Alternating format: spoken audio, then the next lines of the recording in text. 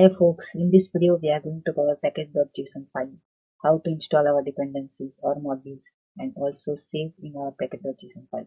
So without further wasting any time, let's start. So first of all, why we need package.json file?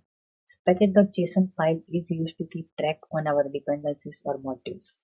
So let's say I want to initialize my package.json file. So entering in it, press enter, and it will ask me about the initial details of the package.json. Let's say package name. So I will press enter, version, enter. I'll skip this. Let's say for description, let's say temporary. Server.js will be my entry point, which is server.js is here. Just enter, enter, enter, enter, enter, and yes. And you can see this is my package.json file, which is created on the run on the command of npm init. So let's say you can see whatever description or whatever details we have provided in the file. You can see server, version number, description, which is 10. This is main file. This it will contain dependencies list. This is development dependencies.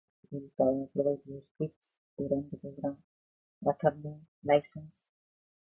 Let's say I want a package. Let's say npm install express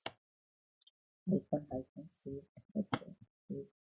It will save our express.js package in our package.json file. And you can see 4.18.2 express, which is dependency in our full project.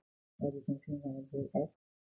Let's just try to uninstall. So let's say uninstall express.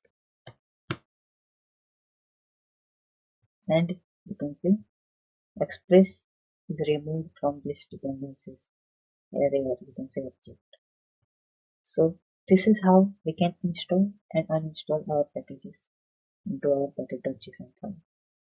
Now let's take a scenario where you want to deliver this code to another developer. So you don't have to provide this node module folder, which is to another developer. You just have to use this package.json file. You will copy and provide this package.json file to another developer, and what he will do, he will just go to cmd and he will press npm install, and it will automatically install all the dependencies which is provided by our first developer. So that's how we can use package.json. So that's it for this video. Thank you for watching. Bye bye.